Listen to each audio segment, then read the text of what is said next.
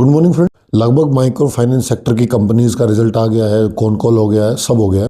तो लगभग जो पूरा सेक्टर है ना, वो अभी ग्रोथ का बात कर रहा है। Q2 में उन्होंने स्टेबलाइजेशन का बात की। Q1 में उन्होंने बोला कि हमारा थोड़ा सा माइक्रो फाइनेंस सेक्टर का डिसबर्समेंट में दिक्कत है, कलेक्शन में दिक्कत आ रहा है। Q2 में उन्होंने स्टेबलाइजेशन का बात किया और Q3 में वो गाइडेंस दे रहे हैं और उन्होंने लोन बुक ग्रोथ करने का और जो अपना क्रेडिट कॉस्ट है उसका बताया कि हमको वो कम में मिल रहा है, क्रेडिट कॉस्ट कम हो रहा है, हमारा प्रोविजंस इंप्रूव हो रहा है। तो हर एक कंपनी अभी ग्रोथ के बारे में कर रहा है, बीट इट Poonawalla, IIFL finance, Muthoot finance और ये अरमान फाइनेंस। और जो अपना क्रेडिट कॉस्ट है उसका बताया कि हमको वो कम में मिल रहा है, क्रेडिट कॉस्ट कम हो रहा है, हमारा प्रोविजंस इंप्रूव हो रहा है। तो हर एक कंपनी अभी ग्रोथ के बारे में कर रहा है, बीट इट Poonawalla, IIFL finance, Muthoot finance और ये अरमान फाइनेंस। और बैंक्स में उज्जीवन हो गया, IDFC फर्स्ट हो गया और एक दो बैंक है, शायद CSB बैंक है और शायद एक और बैंक है SBFC करके। दीज 4 बैंक्स और बाकी जो माइक्रो फाइनेंस सेक्टर का कंपनीज है उनका तो लगभग सब इम्प्रूवमेंट की बात कर रहा है, ग्रोथ की बात कर रहा है। तो मतलब ऐसा मेरे को कोई वेटरन नहीं हूँ कि मतलब मेरे को 15-20 साल का एक्सपीरियंस है, बट व्हाट आई लर्नड। और मतलब मैं को अपना खुद से नहीं बोल रहा हूँ, मैंने 10 कंपनीज का 1-1 घंटे का कॉन कॉल सुना या उनका ट्रांसक्रिप्ट पढ़ा। तो उसके बेस पे जो वो बोल रहे हैं कि वो कंपनीज बोल क्या रही हैं अपने बिजनेस के बारे में, उनसे ज़्यादा तो कोई जानता नहीं है। ऊपर से कंपनीज बात कर रही हैं नई ब्रांचेस खोलने की, नई हायरिंग्स करने की। तो कोई आदमी अपनी नई ब्रांच कब खोलता है कि उसको पता होता है कि आने वाले टाइम में वो और इम्प्रूव करेगा। और जैसे जैसे मुथूट फाइनेंस है, उन्होंने बोला कि वो असम में जा अपना नया स्टेट में इम्प्रूव करेंगे खुद को और वहाँ पे उनको लगता है कि ज़्यादा ग्रोथ है। तो कोई कंपनीज नए स्टेट में जा रहा है, अपना नया ब्रांच खोल रहा है, वहाँ पे नई हायरिंग कर रहा है, तो ये आदमी कब करता है? जब उनका बिजनेस इंप्रूव करता है।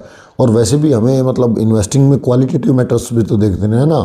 अब अकेला क्वांटिटिव मेथड वैसे ROE ये हो गया, ROA वो हो गया, ये सब देख के हो जाता है, लेकिन जो क्वालिटेटिव मैटर्स है ना उनको भी देखना पड़ेगा कि ऐसे रीड बिटवीन द लाइंस वाला थिंग। सो कौन कॉल सबका हो गया and every company is talking about growth.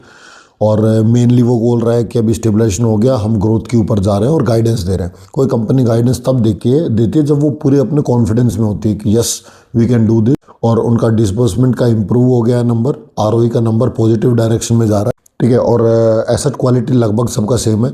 और इवन दो म्यूचुअल फंड में काम करता है, जैसे ICICI हो गया, HDFC हो गया, इन सब में भी मतलब मेरे को ये जो ICICI प्रूडेंशियल का जो इनका अभी IPO आया था, द बेस्ट कंपनी, मतलब कितना इनका बेस है इसके ऊपर बोल रहे हैं कि 20-25% का लोन ग्रोथ करेंगे। टाटा कैपिटल हो गया, these 2 companies are like very good blue chip company and companies are giving good results. और अभी जो ये पूरा सेक्टर है इसका MFI का, इसमें मेरे को बहुत तगड़ा ग्रोथ लग रहा है, क्योंकि जो इनका बॉटम आउट होना था वो Q1 में हो गया। Q2 में इन्होंने स्टेबलाइजेशन का बात किया, इनका कॉन कॉल सुनो। Q3 में इन्होंने बात किया कि we will improve and we will grow loan book by 20-25%। अभी क्या है कि गवर्नमेंट का जो दिक्कत था, शायद कर्नाटका गवर्नमेंट का, कि उन्होंने बोला था कि आप एक घर में शायद 2 से ज़्यादा लोगों को लोन नहीं दे सकते, एक अलग अलग लेजिस्लेशन था उनका। उसकी वजह से क्रेडिट एक्शन गवर्नमेंट को दिक्कत आया शायद Q4 FY25 के टाइम पे और Q1 FY26 के टाइम पे। बट वहाँ से कंपनी ने इम्प्रूव किया और अभी जो Q3 का नंबर देखा उसके बाद तो कंपनी ऐसे 10% का लगातार 2 दिन सर्किट मारा। So that what I am saying कि यहाँ से जो पूरा सेक्टर है वो पूरा इम्प्रूव कर रहा है। और जो हमारा मेनली ये इसमें है कि एसेट क्वालिटी को लेके, एसेट क्वालिटी पूरा इम्प्रूव कर रहा है।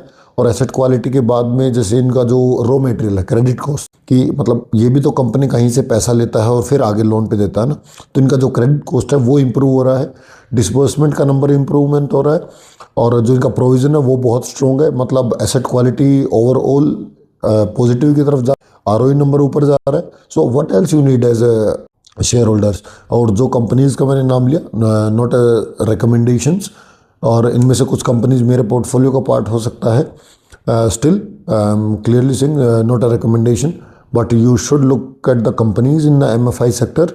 एंड सबका कौन कॉल हो गया, बस वही सुनो, that's it. Thank you guys.